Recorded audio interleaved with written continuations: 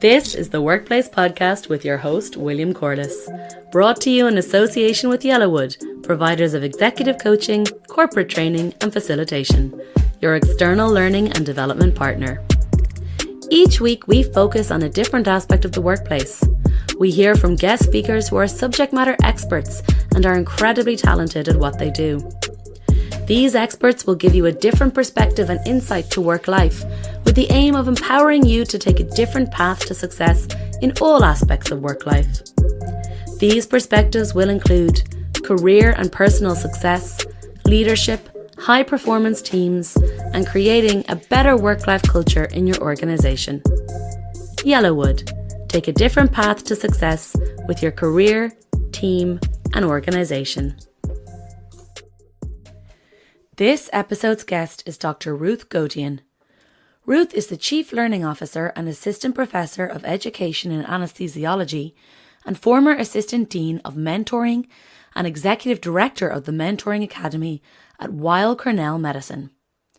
In 2021, she was selected as one of the 30 people worldwide to be named to the Thinkers 50 Radar list, and recently won the Thinkers 50 Distinguished Achievement Radar Award, ranking her the #1 emerging management thinker in the world to bridge theory and practice. She is also a semi-finalist for the Forbes 50 Over 50 list. In addition to publishing in academic journals, she is a contributor to the Harvard Business Review, Forbes, and Psychology Today, where she writes about optimizing success.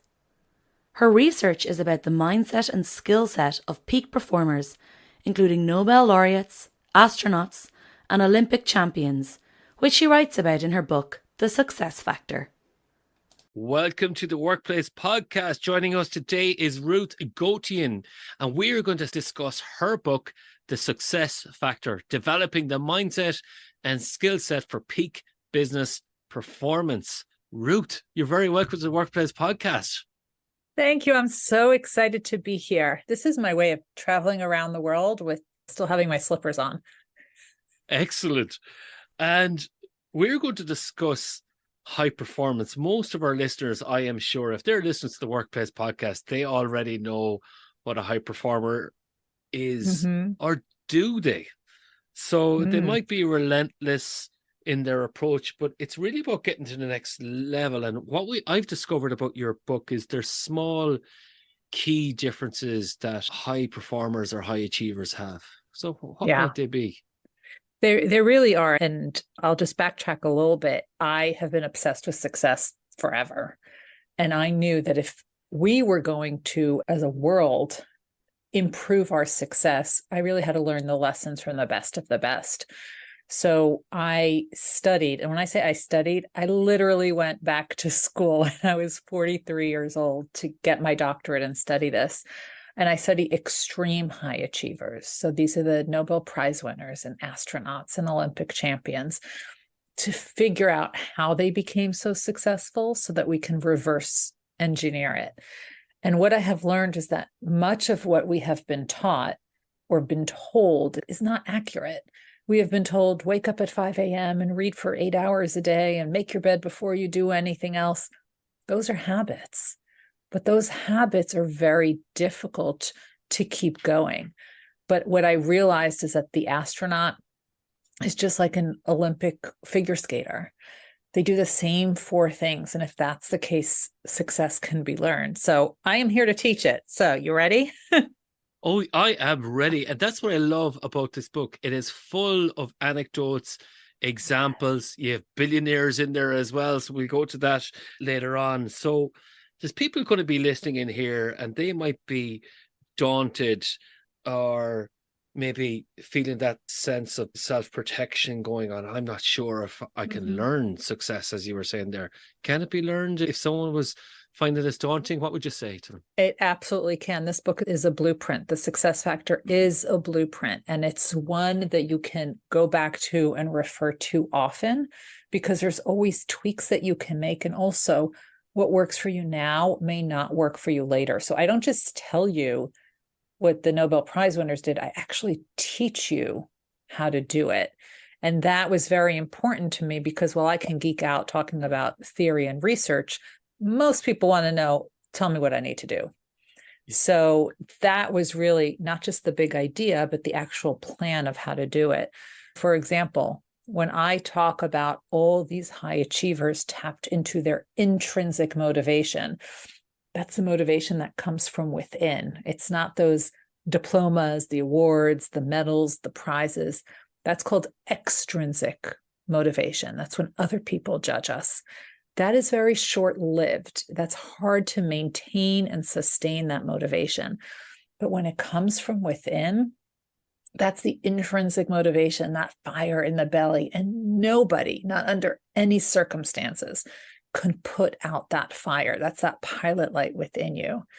So when I tell you need to tap into that intrinsic motivation, I then teach you as the reader how to do that. I take you through a passion audit. We learn about different ways for you to focus and get into a state of flow in order to maintain that intrinsic motivation. So that was so critical for me to do. And I loved reading that aspect of the passion audit. And we're going to talk about that as well. It's a bit like you've been reading my notes. Did I email them in advance? So when you were sitting on your car journey or commute this morning for 2 hours, I think I know you hacked into my OneNote here. That's it. So let's back up, because there is a difference between someone who might have a fear of failure, then something might be holding them back. They might have limiting beliefs. Can I really be a success? So I would associate myself as being a late bloomer. And then I really discovered that intrinsic motivation, as you were talking about there. So if somebody is a fear of failure, or if somebody is unsure about themselves, what advice might you give our listeners here? So the difference between these extreme high achievers and us regular mere mortals, they fear not trying more than they fear failing. They understand that failure is data. There's something I can learn from this. And sure, they may be set back for a little bit, but overall, they really want to succeed. And they say, what can I learn from this failure that happened? How can I adjust things? And they put themselves in control. Look, the only thing that cannot be brought back, the only mistake that's terminal is life itself. Everything else, every other mistake can be corrected. So with that in mind, and this is whenever I do book signings, this is what I scribble in the book is fear not trying more than you fear failing. Once you have that mindset, nothing can stop you. That is such a good message to our audience. And this was a really interesting aspect when you talked about the litmus test between a high achiever and a dreamer. Now, I love this because I think, if I am very honest, I may have been a dreamer as a boy growing up and really didn't understand the difference of what it took then. So what are the mistakes that people might make of being a dreamer then? Yeah, so we talk about the difference between a dreamer and a high achiever. And it really boils down to a dreamer says, one day I'm going to do this, and one day I'm going to do that, and one day I'm going to achieve this. Where a high achiever doesn't talk about one day, but they make today day one. And they realize it's small incremental steps that will lead them towards achieving their goal. So they don't just talk about what they're going to do, they actually start doing it. And you don't just get that Olympic medal. It's first, let me get dressed and get to the weight room and start working out. It's these little things on the way to the big achievements. That reminds me of that quote, the journey of 1,000 miles starts at one step. And then you were in the book, then you talked about this two powers at play. There's the load of life and power of life. So introduce us to that, because on the same page, then you have the theory of margins. And I love this because it is that 1% type incremental approach. Yes. So this is actually part of adult learning theory. So my background is in adult learning and leadership. That's what I've studied and been trained in. And I was going to infuse adult learning theory to underscore everything that I'm teaching. So we all have different loads in our lives. We have a mortgage to pay. We have children to take care of. We have elder care that we need. We have our house to clean. We have food we need to make. Those are different pressures that we have in our lives. But we all have different abilities to handle that pressure, right? So the pressure is not different. It's what opportunities we have to handle it. So maybe I have more discretionary income to order takeout food or a housekeeper or a babysitter or whatever it is. And those types of things allow you to take on and learn new things, because when you have so much pressure and you don't have any ability to take any of those stressors off, then you don't have the opportunity to learn new things. And we need to have a balance in our lives so that we can allow new information to come in. So if you think about it, when you're super stressed about something and the laundry has to get done and the kids are crying because they're hungry and you still have a deadline at work, not going to turn on a LinkedIn learning course and learn something new. Your brain just cannot handle anything new right now. You're in survival mode. So we have to find ways, if we can, to unload some of that. And that will allow us to learn new things, open our mind up to learning new things. I think that's such helpful advice, because a lot of people might be listening in frustrated with their careers or really dreaming of a certain goal they want to pursue. And then there might be certain people then that they go, oh, how do I make space for this in my week? I was like, I have so much on. And this is why I say habits don't work. So when people say wake up at 5 a.m., if you're a night owl and you're not going to bed till 2 or 3, you're not waking up at 5. So it's not about when you wake up, it's what you're doing during what I call your peak performance hours. And this is what high achievers learn how to leverage. They're not all waking up at 5 a.m., right? Some of them are definitely night owls, but they know what their peak performance hours are. And during that time, they do the work that requires the most focus.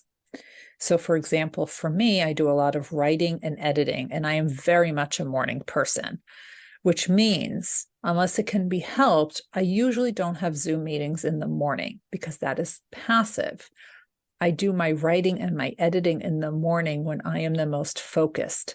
So what I can get done in half an hour in the morning would take me 3 hours if I try to do it in the afternoon, because as the day goes on, I start getting slower and harder to maintain the focus.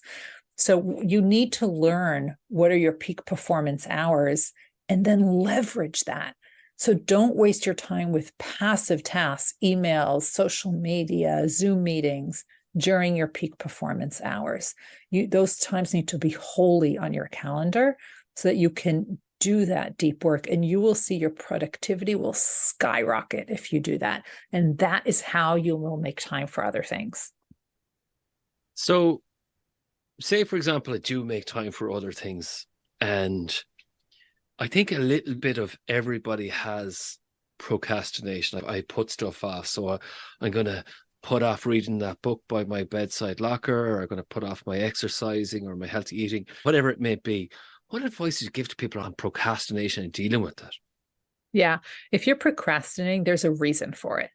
Because if you loved it, it was part of your why, part of that passion, you wouldn't be procrastinating, because you know that getting through that, blasting through that, will get you to your goal. I was just coaching an Olympian who has 2 Olympic medals, and he was going back to school and he's struggling. He said, it's not that it's hard. I just don't like writing those papers. And I said to him, you have 2 Olympic medals. Doing hard things is not a challenge for you. You know how to do hard things. He's like, yeah, but I wanted that Olympic medal. I said, then you need to want this degree. And as soon as you want it the way you wanted that Olympic medal, your whole outlook will change and you will just power through those papers. That created a shift, because it was no longer about getting the paper. It was, this paper is getting him closer to his goal of the degree. Just the same way of working out in the weight room when you're tired and you're sluggish and you really don't want to, but he knows that would get him closer to his goal of an Olympic medal. It's the same idea.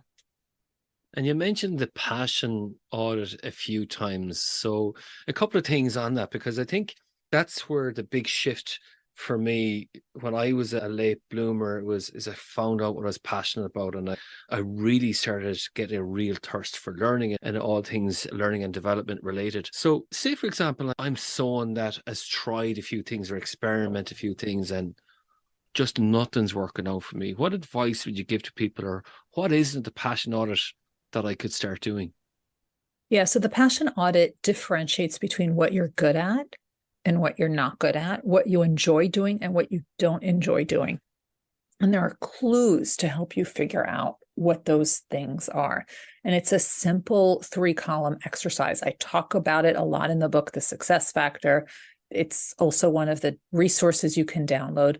But William, I've also added it to my website for your listeners so they can download it for free if they want to work on it.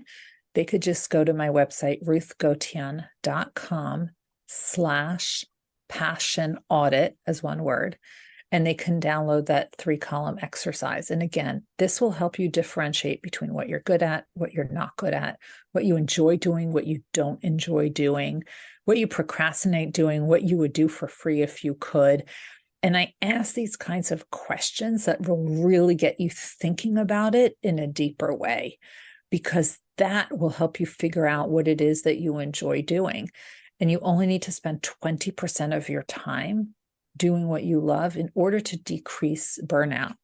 Now, one of the things that people don't realize is that they forget that passions change over time. What you were passionate about when you're 20, you're likely not going to be passionate about when you're 40. And that's okay, which is why it's important that this passion audit be redone, especially when you have transitions in your life. A new place to live, a new partner, a new child, a new job, a pandemic.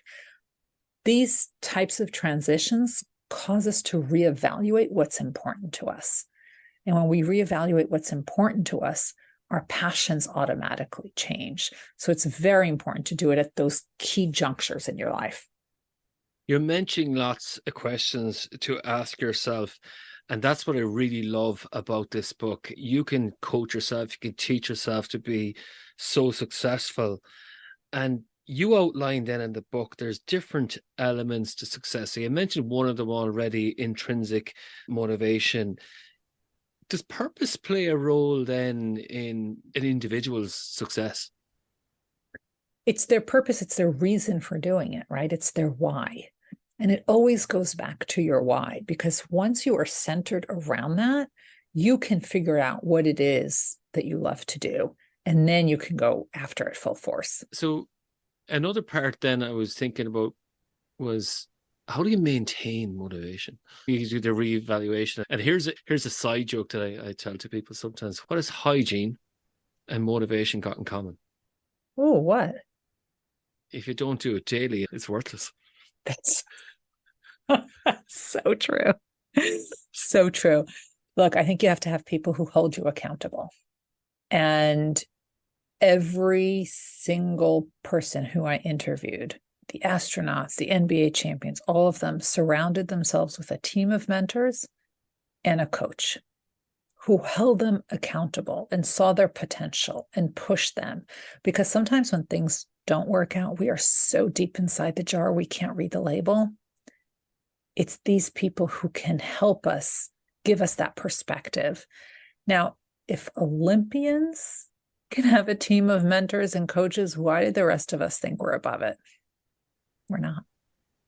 So is there a lot to do with success about your environment? So it could be your home life, your support system, your team of mentors, your friends, all that support system. Is there something about the ecology of that? So it's the whole, is it nature or nurture? It's both. But I spoke to, for example, every Olympian who I spoke to did not have other Olympians in their family. The Nobel Prize winners, half were trained by other Nobel Prize winners. Either their direct mentor or their mentor's mentor was a Nobel Prize winner. So they were in that environment. Their environment was supportive and allowed for curiosity. And some of them were first generation, whatever they were doing. So they didn't really have people in their immediate family to ask, but they were not afraid to ask for help. and they would find the right people.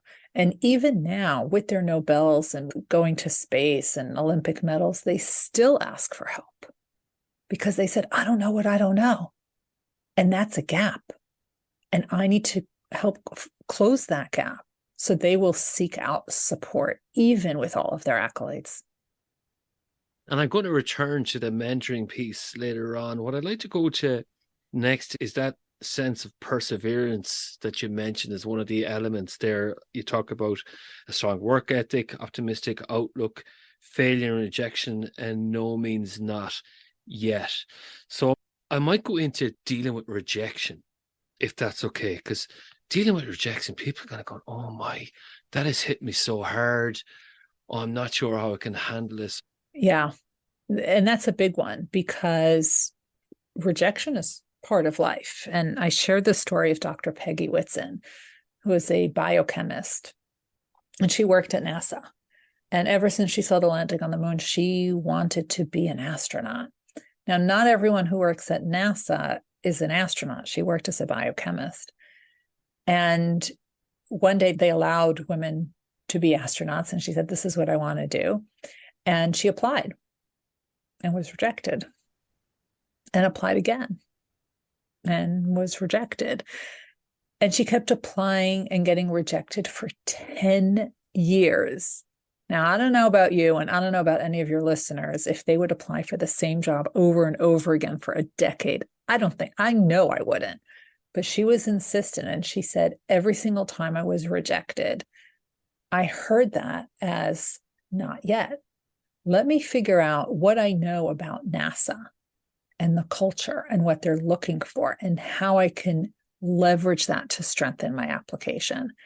And she kept doing that until ultimately she was accepted as an astronaut. And it's a really good thing she didn't give up, because she ultimately went on to become the first female commander of the International Space Station, which is a role she held twice. She spent more days in space than any American astronaut, and ultimately went on to become NASA's chief astronaut, in charge of all the astronauts. So talk about a full circle moment from getting rejected 10 years to becoming NASA's chief astronaut. And I said to her, why don't you just give up? She said, it wasn't a question of if I would become an astronaut. I knew I would become an astronaut. The question was how. What is the strategy I haven't thought of yet? And this is something that kept coming up over and over again. I was telling you about the Olympian that I'm coaching. He said, I knew I was going to get to the Olympics. And then I knew I was going to get the medal. The question was, what did I need to do to get to that level? And he said, I was willing to put in the work. And there were a lot of rejections along the way. But they visualized that success until it was a part of them. And then they focused on the strategy. And is that strategy the process? It's a bit like that growth mindset. You focus on the process, not the result. Yeah, that's right. That's right. It puts them in the driver's seat, because if you know that this is what you're going to achieve, what do you need to do to get there? And now I'm going to make those decisions. I'll make those adjustments. That optimistic outlook and strong work ethic, then, are they critical? There might be some people here going, oh, I'm not too sure now, is that might be pessimistic. And there's some people going, oh, there must be some sort of hack or shortcut for me to be successful. Do you let me know what the hack is? Look, I tell people success only comes before work in the dictionary. You have to put in the work. You have to hustle. And it looks a little different for every person, but you have to put in the work. And I coach a lot of elite athletes, and I said, this is going to be hard work. And they said, one thing I am not afraid of is hard work. I've been doing it since I was a kid. And they know whatever they want to overcome, you can have all the talent in the world, but if you're going to sit on the couch and binge Netflix, you're not going to succeed. You have to put in the work. So it is that laser focus as well. And another element you were talking about is that importance of curiosity. Then how do they become successful, or what is it they do, or how do they get that competitive edge? So they're insatiably curious. They always want to know more. What could I do that'll give me the edge, right? So the scientists, for example, are so curious because they know that one more question might lead to a treatment or cure for something. Are they asking the right questions? Are they doing the right thing? So they're always asking questions. The athletes, I spoke to a Jamaican long distance runner and who was in the Rio Olympics. And he said, I went to the gym in the Olympic Village and it's really intimidating. I said, intimidating? You're an Olympic athlete and the Jamaicans are known for their runners. He said, you don't understand. If one of the other people in the gym does one more sit up or one more push up or spends another minute on the treadmill and they are in better shape than I am, that can mean the difference between getting on the podium and not getting on the podium. So what do I need to do that the other people aren't doing? So Apollo Ono, who is the most decorated Winter Olympian with 8 medals, when I interviewed him, people ask me, which was your most interesting interview? And I say Apollo Ono, because I felt like I was talking to an academic colleague. He knew about positive psychology. He knew about sleep. He knew about nutrition. He knew about physical fitness, mental fitness, all of it, because he read the books. And he said, I needed to know about all of this because each of these pieces was going to give me an edge. And he was so curious about it. Still is. He's still reading that stuff. And this is it, isn't it? We go back to the environment system as well. There is a lot about that ownership and accountability to yourself as well, to say, I need to sleep right. But there's an element here, Ruth, of is it sacrifice, or what are those elements that the difference is that they don't overindulge? There's something about balance here as well, isn't there? There is, but they know how to turn it on and turn it off. So when they're before a competition, they are laser focused, and you cannot tear them apart with a pizza if they're an athlete. But they know also that downtime is holy, and they require that downtime to regroup. And that doesn't matter if you're a Nobel Prize winner or an athlete. It doesn't mean that they go, go, go. They know that they need to have some of that downtime just to function at that same high level. And there are lots of resources in this book. Like, for example, if you're trying to focus on something, that Pomodoro technique, we don't have time to go into that, but you never know, maybe towards the end. So again, I love this in the book, the balance of Velcro versus Teflon. Talk our listeners through this. I love this. Yes. So this is how you react to your environment and what happens around you. This is a concept from group dynamics. I told you I was sneaking in adult learning theories. So what happens with a valance of Velcro?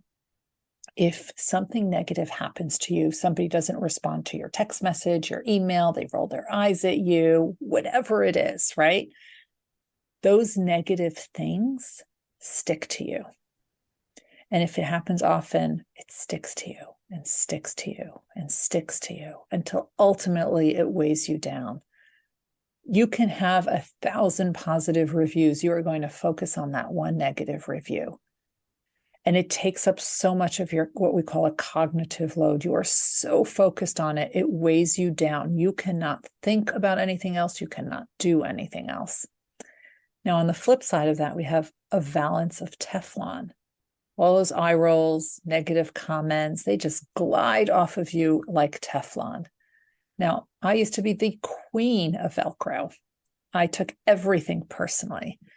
And then I was hanging out with some officers from a military academy, and they were the kings of Teflon. And they just looked as light as a bird. And I said, I want what they're having. So I tried on this valance of Teflon for one weekend. We were at a conference together.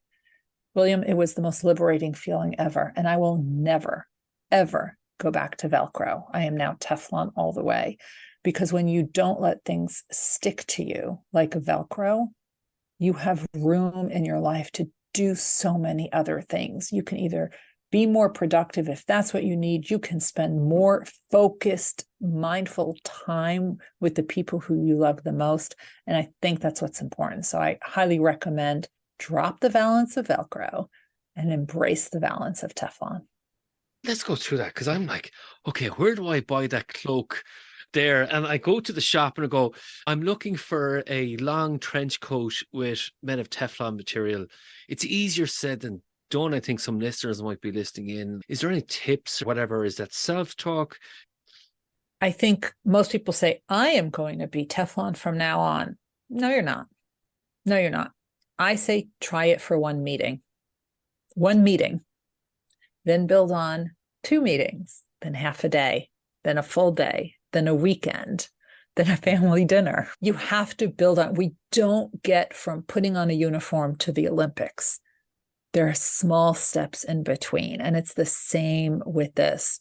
Trust me, this took me years to work on my valance of Teflon. And it started when I did it during one weekend at a conference. I figured, I don't really know anyone here. Might as well try it. And I haven't looked back. It's been at least a decade. What do you think the impact of that is? So how are you different from 10 years ago then? Look, I write books now. Books have Amazon reviews and Goodread reviews, and I read every single one of them, right? Any good author reads them. And I always hope that people love the book. I put my heart and soul into it. And 99.9% of the reviews are incredible, but there's always 1 or 2 that are not. And I could focus on them and I could marinate and stew on it. But then I wouldn't be having another book coming out if I did that, because I'd be so focused on the negative reviews. But then something that one of my professors taught me early on, she said, look for common themes. If you see in the negative reviews a common theme, that's something you should consider. Otherwise, it's one person's opinion, and you don't change anything because of one person's opinion. That's why with academic articles and with books, it's sent to reviewers to review. And then you look for the common themes and you make changes based on the common themes, not one person's opinion. So it goes back into that learning mindset again, which is fabulous to hear over and over again. And we'll say, for example, I'm going to go, okay, I'm going to do this tomorrow. But a bit like yourself, as you were saying earlier on, I might be overloaded at the moment, or I don't have the energy. Is there a bit about getting your ducks in order first to say, listen, you need to review your sleep, you need to review maybe your goal audit? What would you say? There's so many things that can be done. And I think so often we try to do everything ourselves. One of the things I have learned is I need to focus on what only I can do and unload some of those other things, because it'll save me a lot of time and a lot of aggravation. So when I'm able to do that, I'm able to open up time in my day. And I also, one of the things that I have taught people, and when I teach time management, if you have sticky notes with a to-do list, you're not going to get to it. You're just not. Instead, you actually need to block out time in your calendar to respond to this email, to fill out this form, to answer this phone call, to talk to this person. Once you block out time in your day to do that, it'll actually get done. I'm a big fan of that. I color code as well. So me too. A big fan, and I treat my calendar a bit like a bank account. And where I'm investing here is going to pay off somewhere else. So if I'm studying at college or reading a book or this lovely podcast that we're doing here. And that brings me to the latter part of the book. And this is where the starting line in one of the chapters is degrees are just starting lines. So we might have people who are more junior in the career, there might be graduates. Why would you say that degrees are just starting lines? I've worked so hard to get here. I know. I paid a lot of money in tuition also. And I have a bunch of degrees, but I think that's not the be all and end all. And I notice that all the high achievers, even those who have all of these incredible degrees, even after they have their degrees, even after they get their big awards, they are still learning. because of that curiosity that we spoke about. They're trying to fill in those gaps. So while going back to school may not be right for everyone, there's so many other ways that people can learn. And I think that's what's so important. It's not about going to class. It's about opening your minds up to new knowledge so that you can make connections that other people don't yet see. And that is what is so critical. What are some of the ways? Yes, you can get a degree. You can take classes, go to conferences. I see you have a wall of books behind you, which I am quite envious of because I'm a big reader. You can also listen to podcasts, right? Hopefully your listeners are learning something here. I have a bunch of courses on LinkedIn Learning. That's another way for people to learn. You can read articles, webinars. There's so many ways to open your mind up to new knowledge. It could be a degree, but that's just one way. And I love that it's that informal learning can be a major role in your success. And there was an element then as well where you're talking about billionaires and how they spend their time, where the majority of their time is about that informal learning or that sense of curiosity. Tell us about that. I thought that was brilliant. Yeah. So Bill Gates and Warren Buffett and Mark Cuban, they are known for consuming knowledge, for reading. They read anywhere from 3 to 8 hours a day, newspapers, articles, books. But that's not what made them billionaires. It was making connections that other people don't yet see. And they're able to do that by opening their minds up to new knowledge. So I tell people, for example, in healthcare, we have checklists in the operating room because there was an issue of medical errors. This is all over the world. And the solution to that is a checklist. Now, that solution was found from the airline industry. Pilots use checklists. So a solution that the medical environment had was found within the airline industry, but that's making connections, right? And you can do that by reading about it, by talking to other people. Imagine a doctor talked to a pilot. They would have, over dinner, they would have had this solution, and then the doctor can bring it back. So it's all about opening your mind up to new knowledge so you can make those connections. And that is what helped make those billionaires so successful.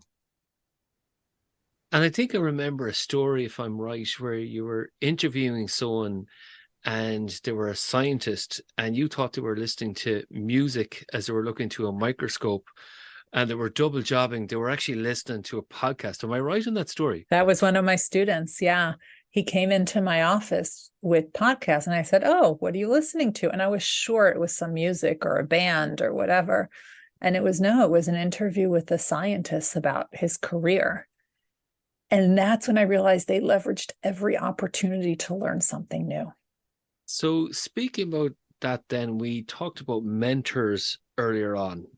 What's the role of mentoring then? And linked with that then is, should my manager be my mentor? So we talked about accountability then. Are there other aspects of the role of mentoring that are important? Yeah, and I'm glad we talked about that because that's actually the subject of my next book that's coming out in the spring. The next book is The Financial Times Guide to Mentoring.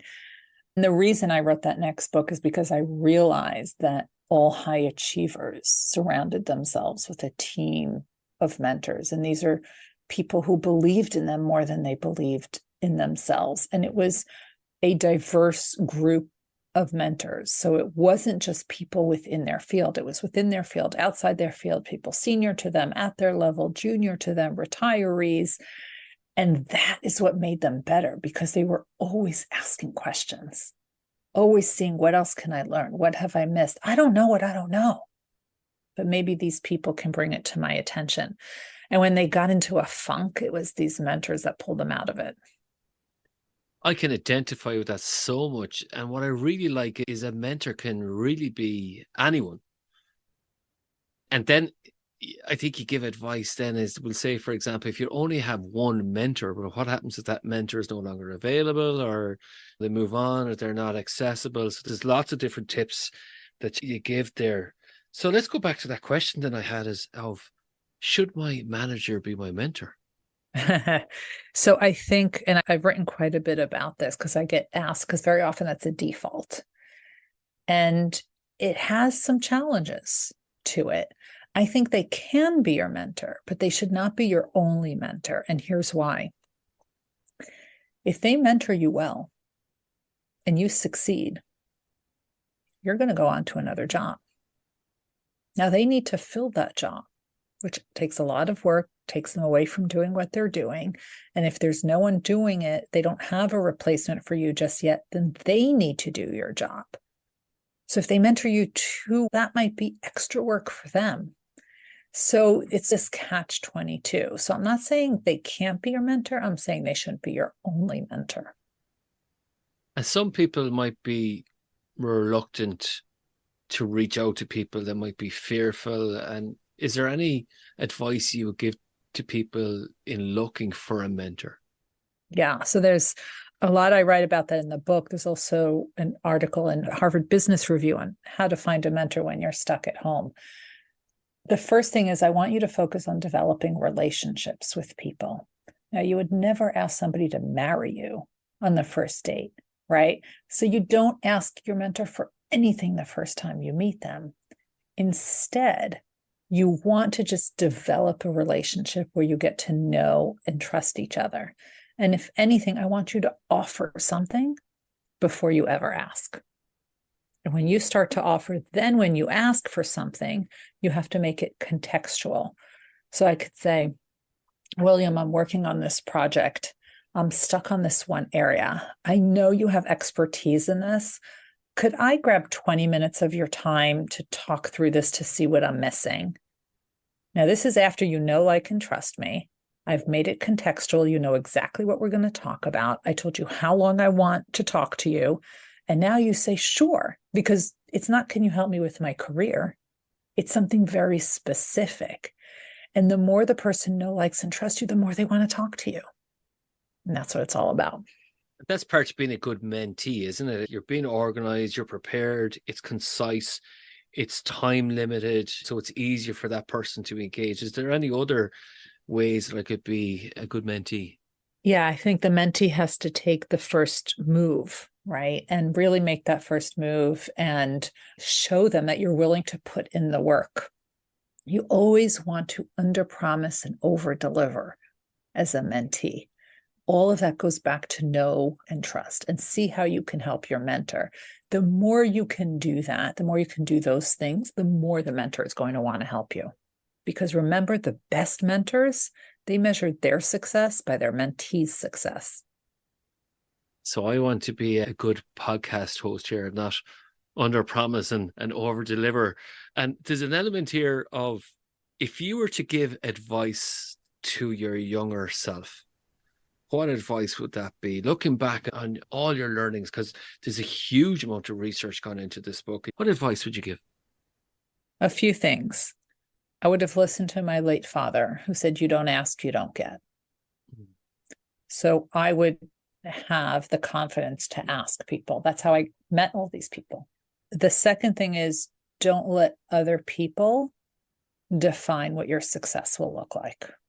Too often, I think I was put in a box because some people didn't think that I could achieve something. And I said, okay, thank you very much for that information, but I'm going to do what I think is best and go for it. And probably the third thing is, don't give up until you absolutely can't do it anymore. Ruth, that was very powerful indeed. I really connect with that, identified with that. And I have to say, reading this book reminded me so much of my learning journey, and I've picked up so much advice there and insights. And if people were to find more about you, how might they do so? My website has the resources that I talked about. If they want to learn passion audit or mentoring team or conversation starters, just go to my website, Ruth Gotian, Gotian, ruthgotian.com. You'll see the resources tab there. And on all the social media, it's just my name, Ruth Gotian. And the book is called The Success Factor. Ruth, thank you so much for joining the Workplace Podcast today. It's been a pleasure. Thank you. Thanks for listening to the Workplace Podcast with your host, William Corliss.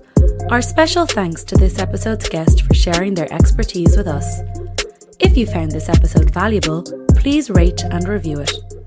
For updates on future episodes and to get in contact with us about any workplace topics, please follow Yellowwood on LinkedIn and Twitter at Different Paths. As always, you can head over to yellowwood.ie for any other information. Yellowwood, your external learning and development partner, provider of executive coaching, facilitation and training. Take a different path to success with your career, leadership, team and organisation.